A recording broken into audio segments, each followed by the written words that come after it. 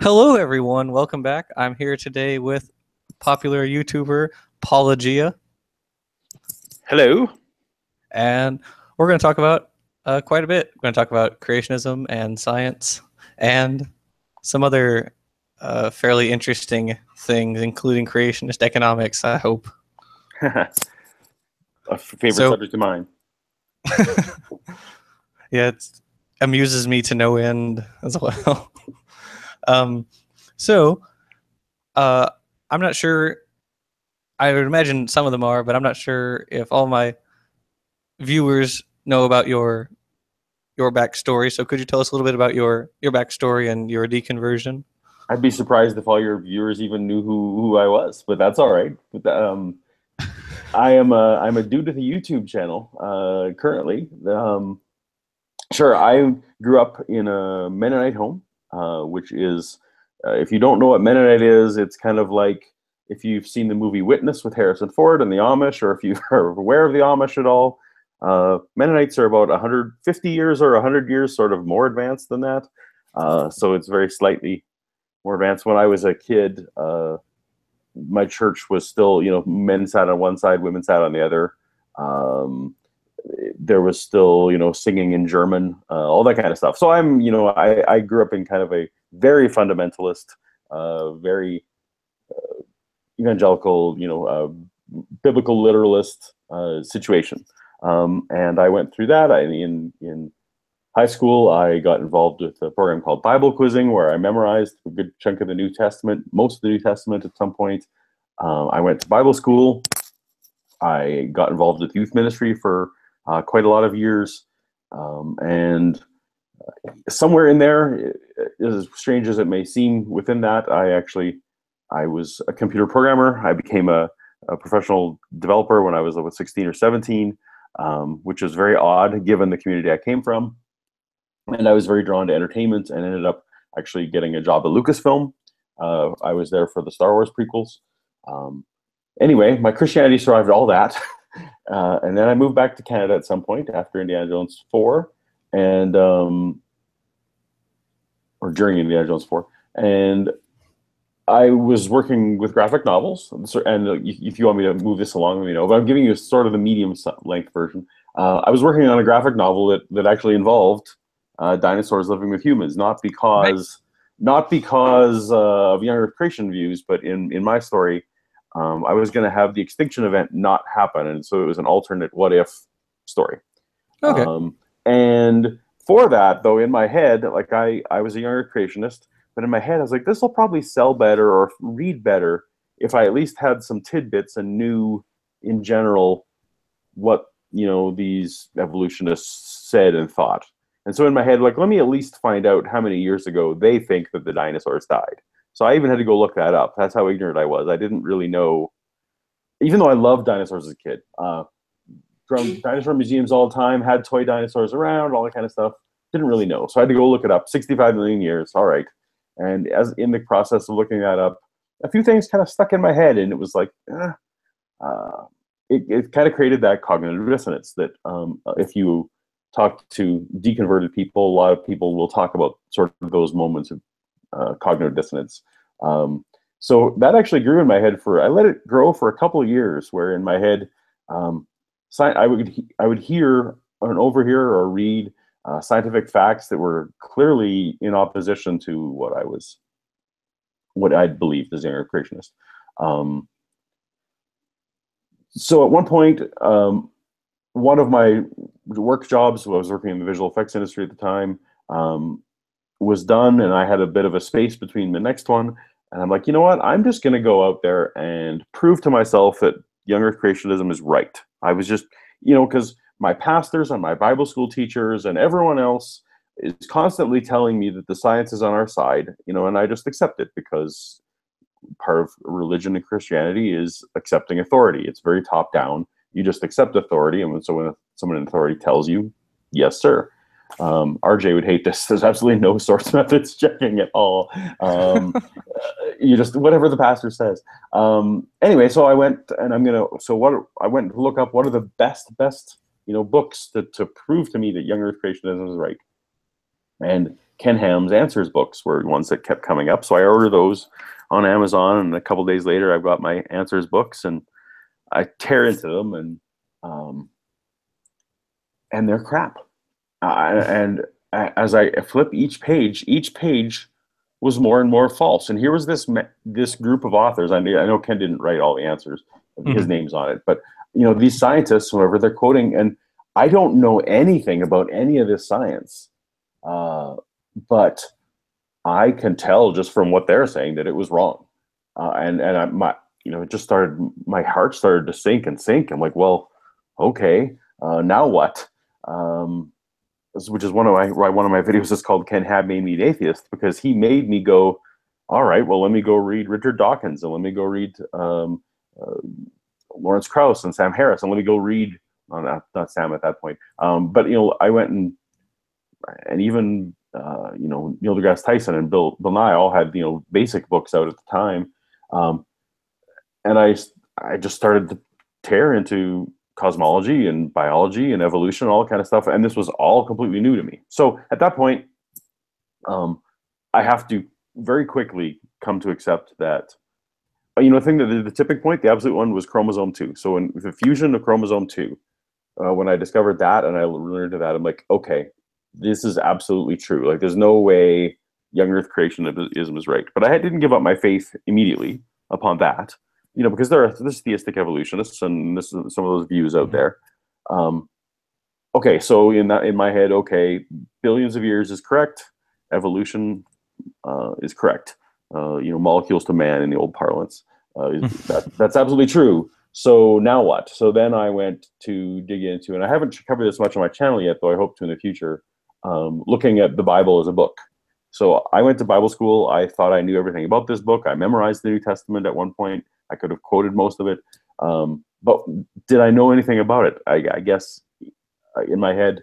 So I started digging into that, and was like, well, what's starting digging into the documentary hypothesis, and what I was so angry. Modern biblical scholarship knows all these problems, or at least they know the human evolution is the wrong word, but they know how the book was formed, and they know when certain chapters were added, and they know when books were added. And it wasn't Moses. They know it wasn't Moses that wrote the first 5 books. In fact, most even Jewish rabbis don't even think Moses was a guy. Well, these are not things that I heard from the pulpit, or not even heard from my Bible school.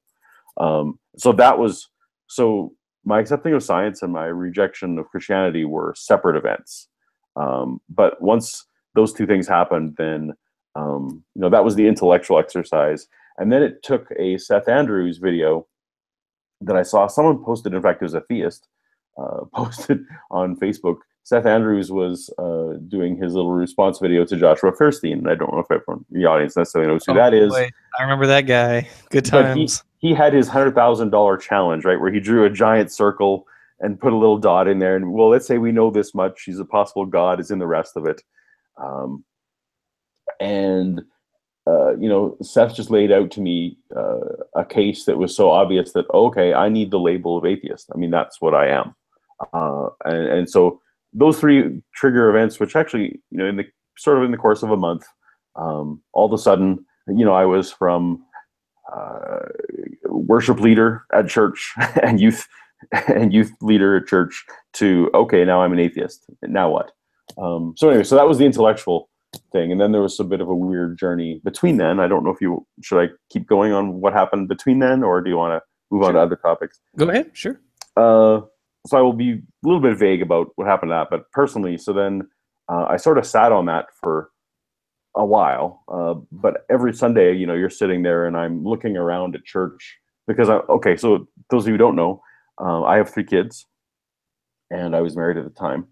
And all theists, everyone as my family, literally everyone I worked with, everyone that I knew socially, and all my family, extended on both sides, are all very, very, very religious. So I'm still going to church, and I'm looking around, and I'm just getting more and more angry because uh, everyone around me.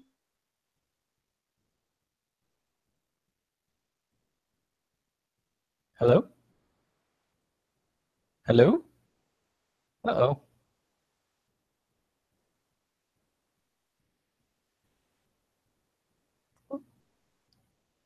Uh-oh, what happened?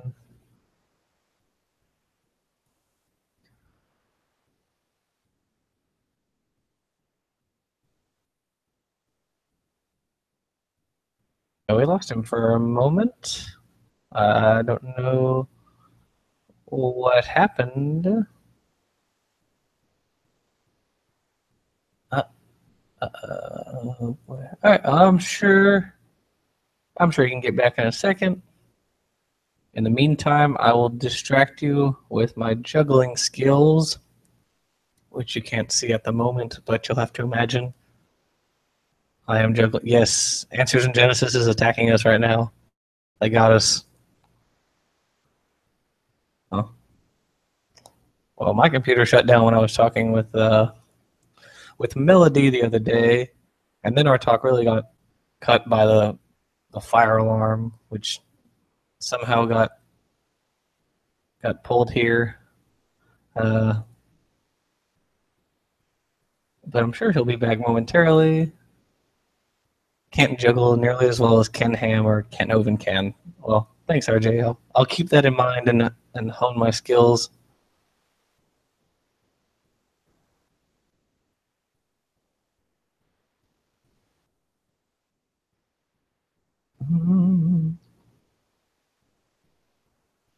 In the meantime, do you guys have any questions you'll want to ask him? Ask Paulogia. Oh, there you are. Okay.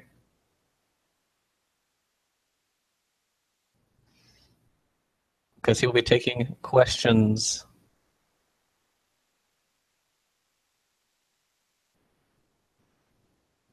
momentarily.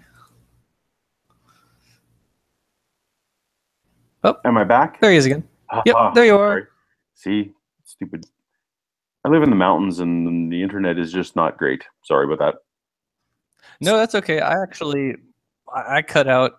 I was saying I cut out during my talk with Melody, uh, which was the other day, and then the fire alarm went off, and Oh, so I had to shoot. clear out. Yeah, I'm still not sure what caused it. I got one answer from a guy, but it sounded kind of bizarre. So, so I don't think that was the reason. But anyways, I don't know where you was when I left off. Maybe we move on to other topics, depending on what you want. okay. Well, part of what we were talking about was see, you talked about the Seth Andrews video, and so one of the things I wanted to ask you was about particular figures or arguments that you came across that were really hard hitting for you. Sure. So I think I mentioned the one that was really just most devastating to me was the chromosome 2 fusion. Mm-hmm. And I mentioned that a bit. Um, to the extent where actually my blog that I did before my YouTube channel was called Chromosome 2, that much. But the one that actually, the bad argument that I recently did a video on that really pushed me the other way was how did kangaroos get from the Ark to, how did they get from Ararat down to Australia? And I was reading that book, and as it got to like literally their answer that they gave was that kangaroos hopped onto logs and floated there. Oh yes, yeah. Was like that's the best your science like don't even give an like in my head it's like don't even give an answer if that's what it is, because that doesn't make any sense. Even I was like, well, wouldn't it make more sense to get in a boat? Like I don't know, like that at some point, the Tower of Babel would have happened and people would have left for Australia. The Aborigines had to get there. I mean, so that was an example of a bad example, a bad argument that really tipped it. I think for me, I didn't understand. Learning about cosmic background radiation was a big one for me, and I still don't feel like I slam dunk could explain it to someone on the street. I want to. I think I understand it myself. I don't know if I could explain it particularly well, but that was, to me, again, was just glaringly obvious that these predictions made so precisely, just it has to be true. And even just understanding that the Big Bang wasn't an explosion when you are, it's weird because I took high school physics and biology and chemistry and all that kind of stuff. I could rattle off Kingdom Come Cladosaurus species at the time. But it doesn't mean you understand, right? Or you compartmentalize. Right. Anyway, so those are big ones for me: cosmic background radiation, chromosome 2, and then just the idiocy of the young Earth answers. Where does the water come from? Is there a canopy? All those kind of bad arguments. So it's really funny you mentioned the answers book, because RJ and I were talking. Actually, did you see the talk that Savannah, RJ, and I did the I other missed day that about? one. Okay, well, anyway, short version. Savannah, my sister, and I went to a gem and fossil convention in Shreveport, which is annual. It's awesome. I always spend too much money at that. Oh, right. You ran into a young Earth creationist. I heard about this separately, but go ahead. Yeah. We run into a young Earth creationist, and one of the books she has on her table is the updated and revised answers book. And so, one of the questions, which I really wish I would have asked her, RJ were talking about it later that night, was on her board. It said, the average dinosaur size was that of a sheep. And it didn't occur to me till later to think, well, where did she get that claim? So RJ tracked down the source. Turns out it came from the first answers book. Yeah, it rings a bell to me. Yeah.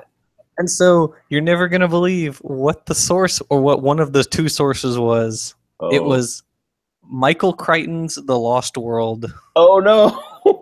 Which is a great book. But anyway. It is, yeah. But oh, man. He literally quoted the book. It says and Ken Ham wrote the chapter where that is discussed. And so that reminds me of that's awful. I've early in my YouTube career, which is still always weird because I only started in January, so it feels early in the career. I got a couple books, for Fuzzrana sent me his book, and Brian, I think is it Brian?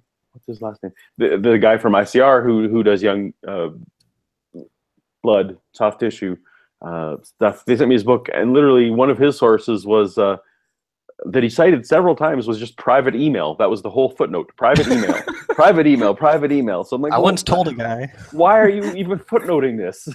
I don't know.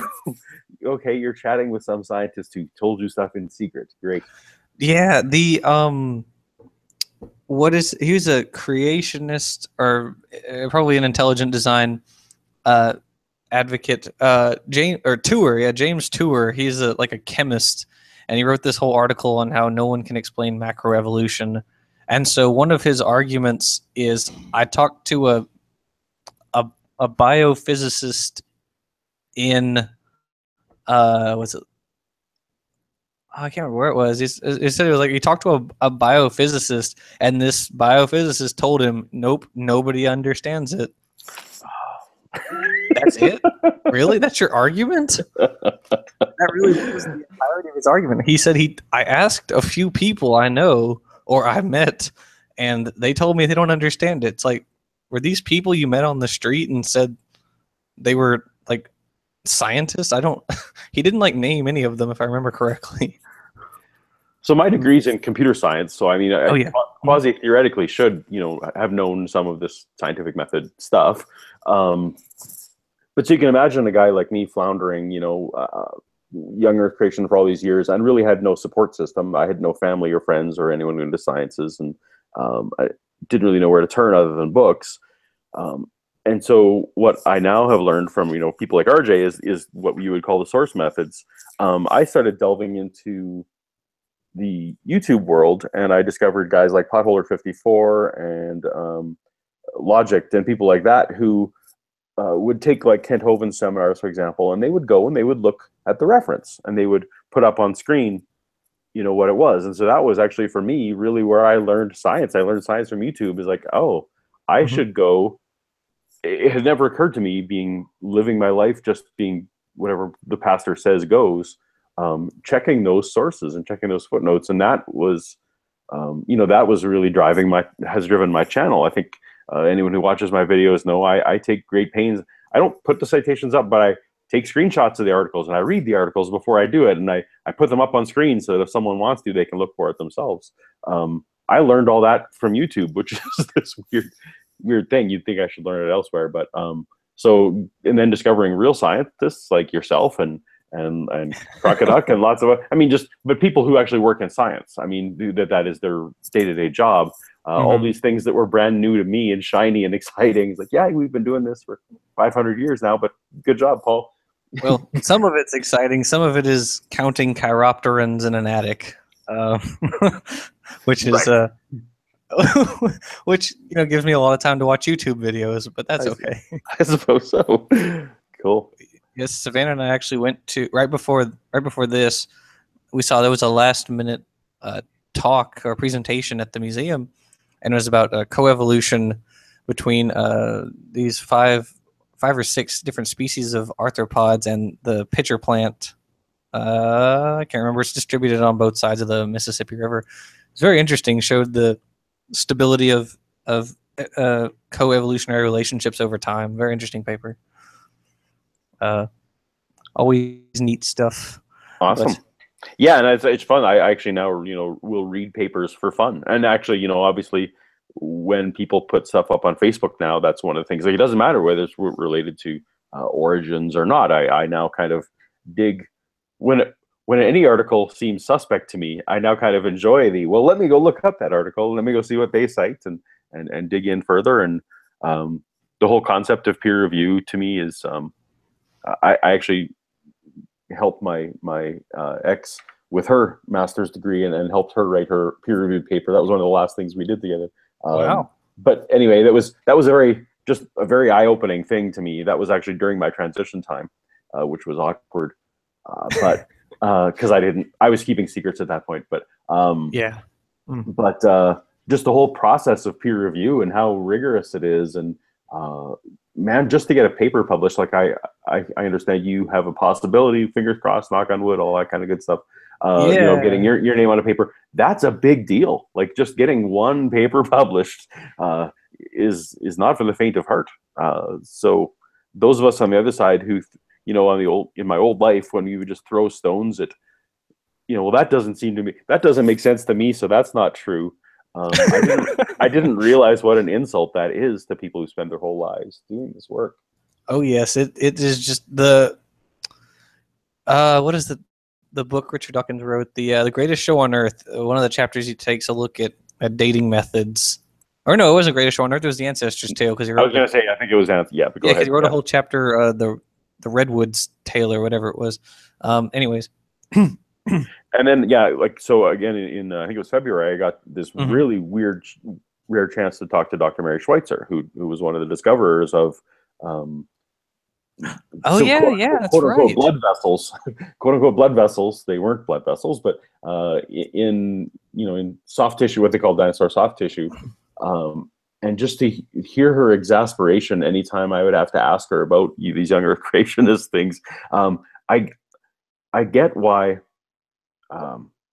more scientists don't do what P.Z. Myers does, and that is stick his neck out on occasion when the idiots like me are throwing stones, because there's just no end to the masses, and you wouldn't be able to actually have a scientific career. Poor Mary, this was her life's work, and the creationists have twisted it and turned it in ways that make her want to vomit, even though she's a Christian. But there's just no, as you say, there's just no time. She wants to run more experiments. She needs to run more data. So in a way, it kind of validated for me. Okay, it's okay for some idiot like me to pick up the pieces and kind of try and fight back against the stone throwers, so that real people can do the real science. Yeah, there's always a need for people to fight back against the creationists, because they're very vocal. They're very vocal. They're vocal and currently politically dangerous. So politically everywhere. But I probably, this is probably when I cut out. But I mean, the motivation for my channel has been, my three kids are all still younger creationist theists, and they don't really like to talk to me about it. It's one of the things that is an uncomfortable tension. So the start of my YouTube channel was, essentially to give messages to them for whenever they are ready to hear it. So I'm hoping that And given that I was sick at the time, wasn't really sure I'd be able to give them the message in person. So laying that stuff out, here's a YouTube channel that I'm hoping one day they'll be comfortable enough to watch and listen to, which is part of the reason why, I don't get into quite as much of the cursing and swearing and tearing down that I know some of the fun channels like to have. Because I really Or do macaroni commercials. Right. Yeah. Well, some of that's in there. Ham and eggs to me is a separate issue. So I have my science videos, which are for theists, and then the ham and egg is just for the pure fun of it. James Dalgetty is asking, Paul, how dangerous are the creationists in Canada? They have the same political sway. The interesting thing about Canada is that even the most right-wing party that we have, we accepted gay marriage was legalized when we had our Conservative Party in power. So our most right-wing party would still be kind of considered centrist there, so it's not as bad. But we still have, where I live in what I call Canada's Texas, which is Alberta. People, they're homophobic and they're anti-abortion, and they're all the things are still there.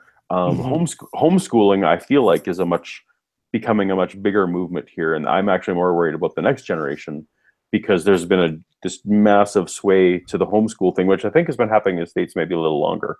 That Christians don't feel like they can have their kids in schools, so they kind of, ignorance breeds ignorance. If the teacher doesn't believe in evolution, then that's not going to get passed down. So Canada's political system, though, is not quite as polarized. I mean, we typically will have 5 or 6 parties in our elections.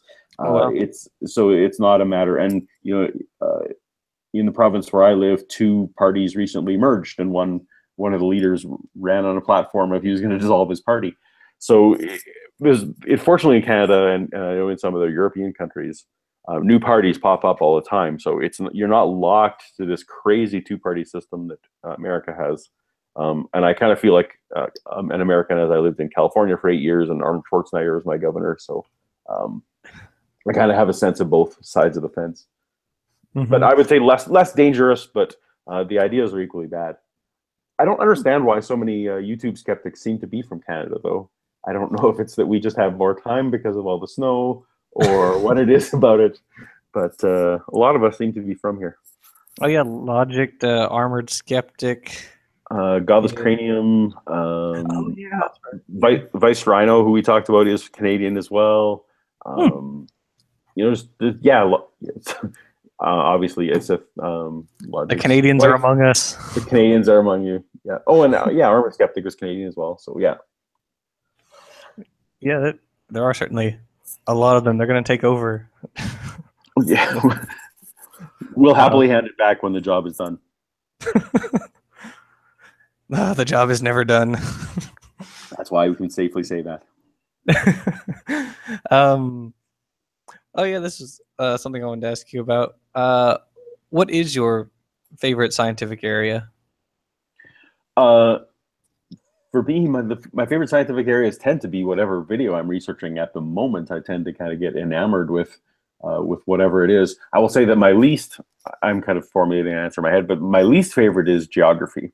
When it gets to, like, there's a reason why I don't have very many videos about the Grand Canyon, for example, because that just, I can't get excited about it. I just can't. But I love space. I always did as a kid. So astronomy is for me. I love digging into that. And Eric's new movie has a bunch of claims there from Danny Faulkner that I'm going to be able to dig into on that. But then dinosaurs, really. Paleontology is probably the one that gets me most excited. I live close to the Royal Tyrrell Museum, which I think a lot of you, some of you may have heard of. It houses a lot of the great dinosaur finds from here in Canada. And to be able to take day trips up there and just stare at the bones, to me, is one of my favorites. So paleontology and astronomy would be my 2 areas that I dig. But that said, I never cared about biology at all. I thought it was stupid, even though I took it. I know. But I feel that it's horrible now because genetics is fascinating and zoology is fascinating. I now like regularly. We have a great zoo here in Calgary, and I regularly go there, even though I wish the animals were free and treated better. But I'll go with my camera and watch the tigers, and almost because I have a dog now, which is so weird. Like it's inadvertently all this study that has got me so into creatures that it's like, well, I got to get a dog. So I rescued a dog. So I mean, um, I think when you're raised to be anti-science, some of that other stuff goes along with it, right? Hmm. And biology was the one that's most suspect as well, right? If Yeah. you have to believe that humans are special creatures, which just blows my mind. You have to say with a straight face that humans have nothing in common with these other animals. Like you're not even in Fuzzerano. I was in a chat with him earlier this week. He's from Reasons to Believe, which I respect that organization, but he had to say with a straight face that that there's three categories: there's plants, there's animals, and there's humans. That like the humans had to be a separate category, Oh boy. and to believe that we have the same muscles and the same tendons and this like we're not that unique. Oh yeah. So It gets, when you look at a lot of the fiddly bit details, as RJ calls it, stuff gets a lot crazier. A lot crazier. There's a species of funnel web spider in Australia that is like only deadly to primates. So of ooh, course it's only of course it's deadly to us. We're like the only primates there. right. Um, there's our the body lice that we and chimpanzees have diverged at the same time that we diverged from the common ancestor with chimpanzees. Um, Also, our pubic lice is like the same as gorilla pubic lice, and they diverge at the same time we diverge from gorillas. So do with that what you will. But Yeah, and actually for me, like, I'm constantly like, one of the great things for me, even though I wish it was earlier in life I'd started, is I got to keep discovering all this stuff, and as I kind of alluded to, it's super exciting to me, and so I get all jazzed about these things. I learned earlier this week I hadn't really understood. We have certain genetic um, similarities with chimpanzees, but we also have a lot of things in common with gorillas that mhm. chimpanzees don't have. And I hadn't even reconciled that in my head yet. But so earlier this week I was, going and investigating that, and it makes total sense. So if you think about genes A, B, C, D that our common ancestor had, um, you know, uh, chimps lost some of those, but we kept some of those, and dinosaurs kept some, or not dinosaurs, gorillas kept some of those. It now makes total sense to me, and it's all just great. So yeah, I can get enthused about. I did recently see that story about the was it the lice you said that had diverged Mhm. roughly about the same time. Um, Yeah, I have the paper on it. I'll have to look for it again. I can probably send it to you. yeah, but I mean, but stuff like that, I find that cool now. Yeah. So I got a lot of catching up to do, but it's You great. look at like ALUs, as RJ likes to talk about. Some are good, some are bad. It's like we have a trichromatic vision, probably because of one of these ALUs. There's like a myriad of Hox genes that we share with other animals, and endogenous. We share over 99% of endogenous retroviruses with chimps. Well, so I was gonna say ERVs. Like, when we were talking about it, ERVs was the one that almost had me clinched when they started demonstrating the retroviruses that like why would a creator possibly infect the same spot in the same lineage? That makes just no sense at all, right? That if you're trying to argue common design. Hello,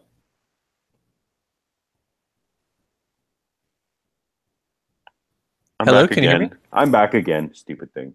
Anyway, I Okay. was I was just ranting about how cool ERVs are Yeah. and how they blow away evolution, or blow away creation by common Yeah. designer. They are really neat. There's just a, or all the what I love is the pseudogenes like gulo, which should make citrate in us but doesn't, which is why we get scurvy or have the Right. potential to get scurvy. Exactly. Yeah, it's all that really neat stuff. I think Answers in Genesis wrote an article like a few weeks ago about how we have the pseudogene for making like eggs, like reptilian Oh, really? sort of Oh, eggs. cool. Yeah, I didn't even I saw it and I think I read a little bit of it, but I didn't see what gene they were talking about specifically. I should probably go back and do that sometime. Yeah, Uh, that's right. You know, I get. I would love to have to see more and more coverage of that kind of stuff, like from people like you. Um, you know, I look at that kind of stuff and I get excited about it. But for videos for a channel like mine that is aimed at theists, that's like so far down the road. Like I have to still deal with like, you know, I have to still deal with videos like, well, we don't see stars forming today, so therefore they don't form. And you know, and I'm my newest one that I'm working on. You know, well, sharks kind of look the same as they used to, so evolution is false. You know, I have to deal with that kindergarten level, so I'm excited that you guys are out there working at the college level. yeah, the what is it, like stable environmental conditions acting on phenotypes is something that'll be a ways down the road for me too. I need to get I was working on a video on embryology and I need to get back on that, but I had to move back to college. Classes have started, and so things are a bit more hectic right now, but something I should get on in the near future. Um, When you're a young Earth creationist, that makes total sense. Well, evolution can't be true because sharks look the same. You know, for I don't know. I feel in a way I feel embarrassed about things I used to believe, but oh, in that worldview, you know, that's a slam dunk. And does it matter that 99% of the species have changed? No, you got that one example you can point to, and that's good enough. yeah, they did. Someone was on. Oh, Jerry Bergman uh, did a video with some other guy or some other creationist, and they're like looking at all these different pictures of like, oh, these are mosquitoes from supposedly 60 million years ago. Here's a fly. Here's a shrimp or a fish or something like that. You know, they're like, oh, they look the same as today. Which, of course, I'm sure paleontologists are just would hit themselves repeatedly against their forehead if they saw that kind of video. Uh, Right. I and it's funny because I understood the, you know, if we evolved from monkeys, why are there still monkeys? I had a vague understanding of why that was dumb, but I still would have accepted arguments like, well, we found feathers before Archaeopteryx, so Archaeopteryx can't be a transitional form, Ooh.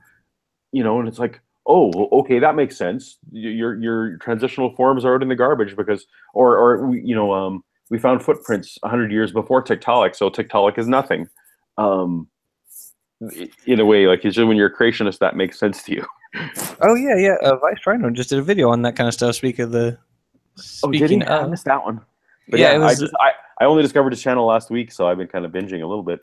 Yeah, it was like if it wasn't first, it's not transitional, I think is the name, and it's like Genesis Apologetics is doing the is a video. They're like, oh, we found these tetrapod Oh, that makes footprints sense. from 10 million years prior to Tiktaalik, which I gotta say, I have done some reading about the tetrapod footprints, and I'm on the fence. Maybe. I mean, the the complexity or the derivedness of the tetrapod that owns those footprints is disputed. I gotcha. It's not like the way they want to portray it is like, aha, we found something like Acanthostega before even Tiktaalik. So it's all out the window. It's not quite that simple. We're not quite sure. They're not quite sure what we don't have the fossils of whatever made those tracks, and Right. so it's like, wouldn't put all your eggs in one basket. That's been my gut feel too, so I'm glad to hear you say that. My favorite Yeah. thing about Tiktaalik is that it was predicted. Yes. Yeah. You know, the predicted where and when and how deep to dig, and you know that to me is also was very damning as I was coming out of this whole scenario. So Yeah. Yeah. I mentioned that in one of my videos, the one I made on the concept of historical science. I think I mentioned that briefly. Uh, but yeah. So let me see. Okay. So uh, another area. I'd like to ask you about is you did a series of videos on Arconomics, which was so popular it even drew him and Meta's attention. Yes. And so tell us about that. Well, Arconomics. So I kind of you caught at the front that Ken Ham, is one of the reasons I became learned science and left my faith and all that kind of good thing. So Ken Ham was a special place in my heart. So when he started his, I didn't actually know a lot about his live events, his Creation Museum, his Ark Encounter, but ahead of time. But I've grown to love them, and when he started his Answers News show, that was when I really dug into it. It's like, well, this is something I want to attack. So I've learned a lot about Ken since that started, and not being a scientist, but having a degree. So I have a degree in commerce and I have a degree in computer science. So commerce is my, and then I worked in the movie industry for a long time. So I have these weird collection of skills that actually I feel like is a little bit unique to our community. So I know about the movie industry a little bit, and I know about hold on, decline that call. Anyway, so the business side of things, which I have, is my training. Fascinated me about all these ministries and what's really going on behind it.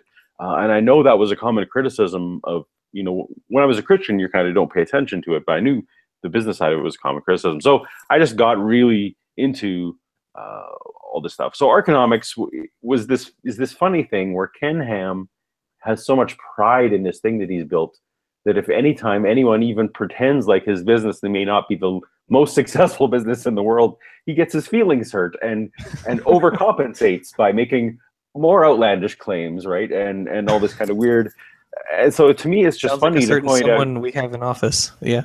Right. It's very similar to that guy because so when people like me and then Hammond and whoever else, when we start pointing out, some of their business may not be the best in the world, they start overcompensating more, which is another lie that you can kind of jump on. And it's just this weird fun game now that we can all play to try and dig his own holes and dig his own graves. But unfortunately, it's affecting real people down in Grant County where his Ark is. And I've actually now some people from his county have been watching my videos and been talking to me a little bit about just some of the real negative effects that this giant Ark has. So if any of your listeners don't know, Ken Ham last year, started several years ago, but it opened last July. 108 million, I believe, was the budget of recreation of the Ark, which is really just at this point a giant building. It could never float because it has it's attached to stairs and air conditioning, right? And you can't have a building with just one door. Apparently, that's a fire problem. So there's lots of doors, and so it's not quite accurate. But and he, of course, made it look like a ship that would have to have been built. The bow shape wasn't developed in humanity until about the 1300s to the 1400s. So, it looks like what we consider a modern ship, but they would have never done it then, even if God had told them how to do it. Anyway, so it's this giant attraction that he has, that the whole point of it was to show you how giant it is, so that you would look at it and say, oh yeah, all the animals would fit in there, no problem. But then, of course, that doesn't sell the tickets enough, so you have to put more and more exhibits inside and the strangeness that are involved there. So, but the Ark he'd been similar to Eric's movie. So if you've been watching my videos about Eric's movie was crowdfunded. The Ark was similarly crowdfunded. It was largely with donations. Now he didn't use websites for it, but he got most of the 108 million from donations from various people that he will never have to refund. So very similar situation. He built this thing. The state gave him a lot of land. Now he paid $6 million for the land, but it's worth $180 million according to tax records. So that's basically free. I know $6 million is not free, but comparatively speaking, it's free. So he's built this thing relatively free and clear, and every dollar that he collects at the gate is his new dollars. But so he applied for all these grants, and he received all these grants because, as some of you may know, the governor of Kentucky is a young Earth creation friendly person. Yes. Shock on my face. So he sort of has been clearing the path for Ken. And the first issue they ran into was they were receiving all this tax grant money, but they also wanted to hire in a way that a ministry would. Now, in the U.S., a ministry for any religion is allowed to have their employees sign statements of faith and have to adhere to the statements of faith, and that kind of makes sense. You don't necessarily want, a Jewish person as your head of your mosque. That kind of makes sense. Or that that you shouldn't be forced to have a transgender person be the pastor of your Baptist church. So that makes sense in a religious standpoint, and Ken is used to that from his ministries. But all of a sudden, he was being forced to hire, and even though they were just taking tickets or sweeping the floors or whatever, he didn't necessarily like that he had to hire people who didn't believe in 6 literal days of creation. So he instituted a statement of faith required for the Ark Encounter, which was a for-profit business, which literally said things like, if you weren't married, you wouldn't have sex, was like literally one of the things that you have to sign and promise that you won't do, which giving him permission to like check into your social media life and know what's going on with you in a weird Big Brother way.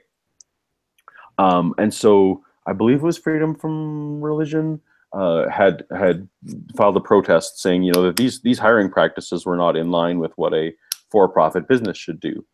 But being in Kentucky, they actually smoothed that one over somehow. But that was what sort of started the whole Arkonomics tags. Was, well, there's some shady stuff going on here. And then the local town where the Ark lives, they have to respond every time someone there has a heart attack. And I don't know if you can imagine in your head what a typical middle American homeschooled person might look like who's wandering through the Ark. And I have several friends, yeah. They're not all the most physical fit people. They have actually, I've seen videos, there's a lot of seniors who go through there. They have quite a lot of people responding to heat stroke and heart attack and all kinds of weird things that goes on out there. And that's all falling on this little town that is, just a few thousand people. But they now have to service this giant, theme park. So the town had wanted to institute a 50 cent, not 50%, zero, like half $1 surcharge per ticket that would go to the town so that they could build their infrastructure they need for fire response and ambulance response. And they were levying it to every attraction. The Ark Encounter is not the only attraction around. What else is there? They have, like biggest ball of yarn type stuff. Doesn't every small town America? It's I forget what it is, but it's like, look at the giant pancake or whatever. It's not something you're gonna go out to. But there were enough things that it wasn't specifically only the Ark that it was going to apply to. Now they're the behemoth, they're the big gorilla. But so when that happened, Ken didn't like that. I don't understand why he didn't like it, because it's just a 50-cent surcharge that you could have just charged everyone. You didn't have to bury it in the price or eat the cost. You could have literally done what Canadians do, like cigarettes here. I've never smoked myself, but whatever, doesn't matter. Cigarettes are some insane amount per pack, and in Canada, it's very much labeled that 50 cents is for the tobacco and $9 is for the various taxes because you have to pay.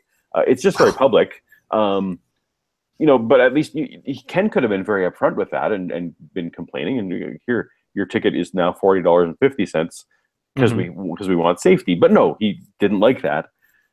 So his lawyers, while Ken was in Australia, mind you, this was the other thing that amused me, but because I kind of track where he is, they decided that was too much for them.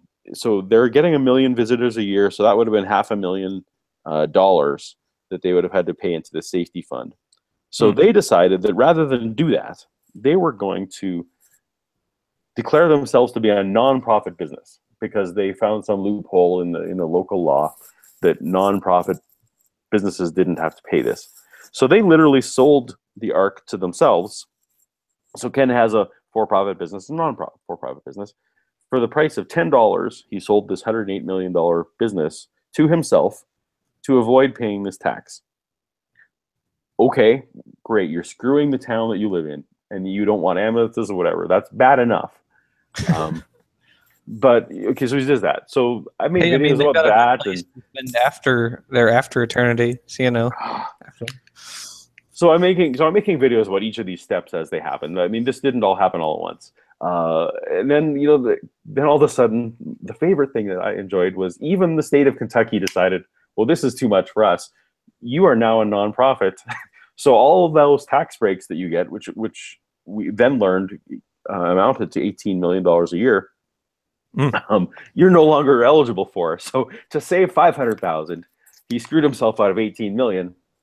So that lasted about a week, and then he sold it back to himself for another $10 in time, so that he didn't lose all his tax funding. So now he has to pay into the safety fund, so that the town that he's essentially screwing over and not getting the jobs that they thought they were supposed to get, and not getting the business. Um, uh, so anyway, that's some of the latest in hashtag economics. So anyway, anytime there's any story, and I may do another one now because Ken has been going on all this last month specifically shooting video of whenever the parking lot looks full, or if a particular room of the Ark looks full. He goes and films it so that he can laugh and say, "Look, we're so successful." Meanwhile, you can go and watch vloggers, and like right now, social media is so strong. Everyone's broadcasting constantly. You can actually go and look at other people filming video, and you can match the timestamps at exactly the same time. That if you panned over to the left, it would be completely empty. So there's some of that stuff I'm actually tracking. I may do some videos about that would be purely spiteful and embarrassing for Ken, but at this point, I don't care. Oh yeah, Um, well, didn't PZ talked about that when he was on your video, didn't he? It's like the parking lot was just empty. yeah, so the parking lot was completely empty, but Ken has two pictures from this last month where the lot was full. Well, great. In August, you managed to find 2 days where your lot was full because there was a bunch of buses or something. Like I don't, We had to buy a who bunch of cars and put them in yeah, there. I don't know, They're but made of cardboard. so anyway, so I have an unreasonable fascination with Ken Ham and catching him in embarrassing things about his business practices, which I know has nothing to do with younger creationism. And perhaps my visitors at some point will tell me that it's just lowbrow gossip. But given that business is part of my training, investigating into this tax stuff has been kind of fun for me as well. And looking again, doing the similar kind of science source methods, but going into the public tax records, all that kind of stuff, and finding out what they can and can't do. I think it's incredibly important. It shows people who look on him favorably what his business dealings are like, what he does to the people who support him, what he's willing to do, I guess I would say, to the people who support him. And I think that's incredibly important. Well, to me, it plays into this pattern of deception, and pattern of half truths, and pattern of being willing to be duplicitous in how you present yourself. And to me, that carries across to how they do the science claims. They will deliberately pick whatever verbiage that they can get away with in their science claims. So, for example, they will happily blur the line between fossilization and permineralization.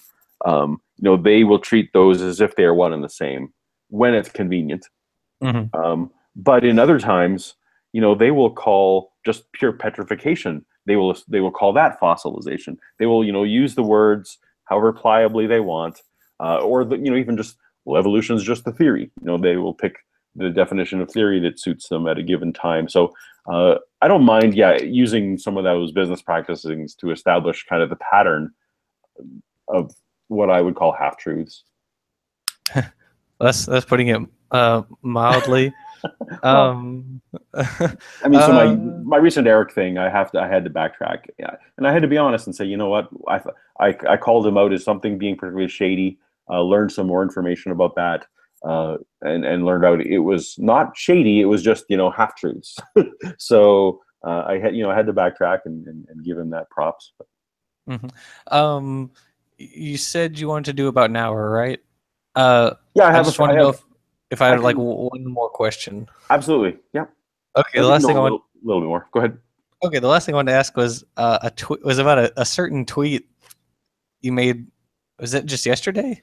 I think. I don't know which tweet you're talking about. So we'll About see. your father found your videos. Oh, yeah. So my dad, who lives in a different province than me, Mhm. um, kind of dropped. You notice on Tuesday that he was going to stop by my place for dinner on Wednesday, which is kind of unusual given that it's a whole different province away. But there was a different circumstance. But yeah, throughout the course of the evening, he kind of had to, in his own way. Now he was one of the people who he raised me, obviously Christian. He believes in younger creation. He believes in he's been moderator of our church, which in the Mennonite thing means the head of the church. Means the pastor actually worked for you. Um, uh, anyway, so Mhm. he laid that on me. He's like, oh, and crap, and I kind of he laid that on me and then left the room. So then I kind of like put that tweet out there in mid conversation. I'm kind of like, oh crap, what's coming up? But he came back and most of his follow up questions were first along the technical lines. He was actually quite fascinated.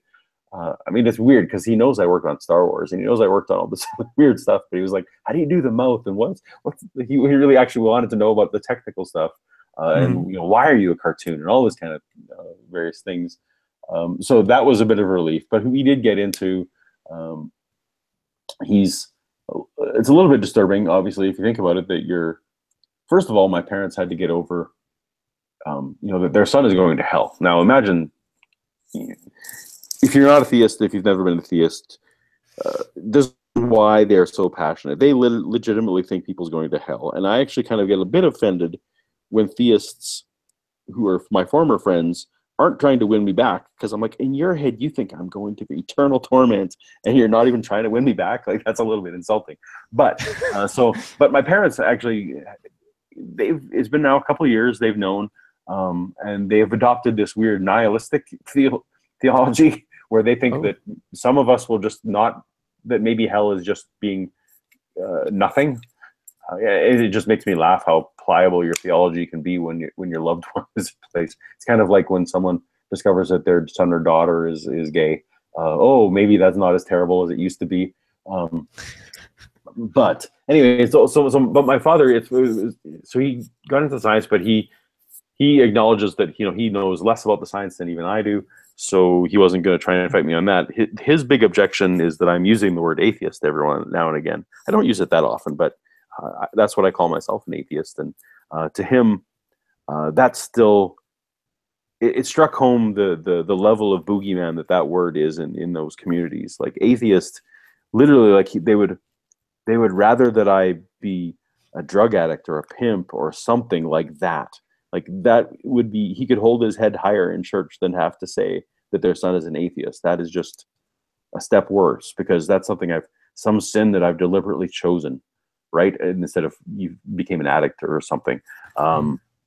And that just really struck home to me. Um, I see online people, well, let's debate about what does atheist mean. Does it mean a lack of belief or an affirmative non-belief or all that kind of stuff?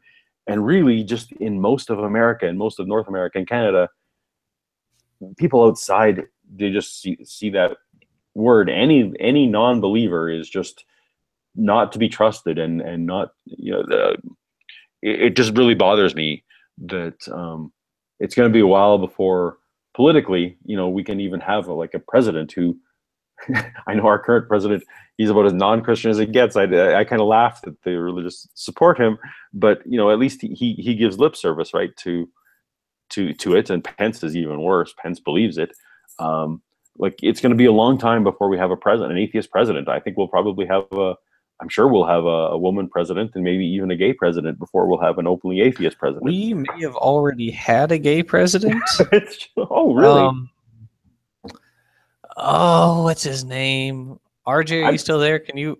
I meant Who's the one president that wasn't married? There have been like swirlings about him. I don't know. I say might, but I've heard things like that. So anyway. I would openly. Certainly, we won't have an. no, no, no, no, no. I would just say it's possible we will have an. Buchanan.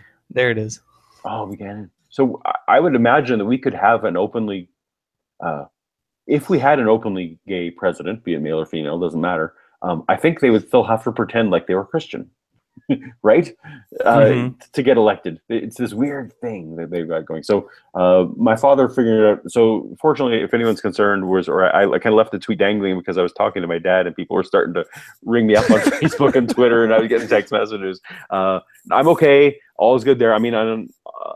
I have my own set of kids now. It's not like I'm really beholden to my parents in any way at this point in my life. All is good there. We're fine. It's a bit of tension that I wish we didn't have. The videos are meant for my kids, not for my parents. And I'm sorry if it's causing them problems in their community and all that kind of stuff. So it's a bit of tension that I wish wasn't there. But there's no extra ostracization or anything like that going on because of it. So yeah. Well, that's good. All right. Well, thanks for talking with me. We're at about an hour now.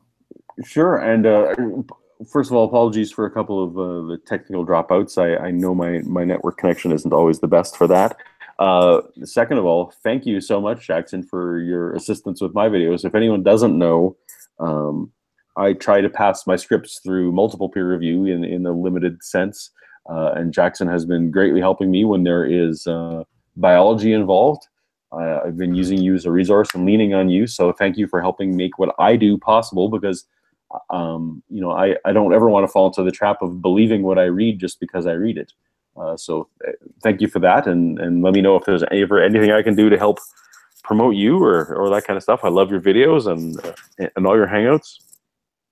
So that's my plug of you, even though it's your channel. I'm plugging your channel. if you stumble across this video, but if you stumble across this video because of my name, please subscribe to Jackson because he's doing great work. Oh, thank you very much. I'm so glad we had a non-paid plug of my channel. That's right. Yeah, stop paying for those plugs. They don't work. Yeah, thank you very much. Cool. Yeah, thank you very much for coming on today, and thanks for the plug. So we'll see you around the YouTubes. All right. All right. Thanks everyone for dropping by. See you later.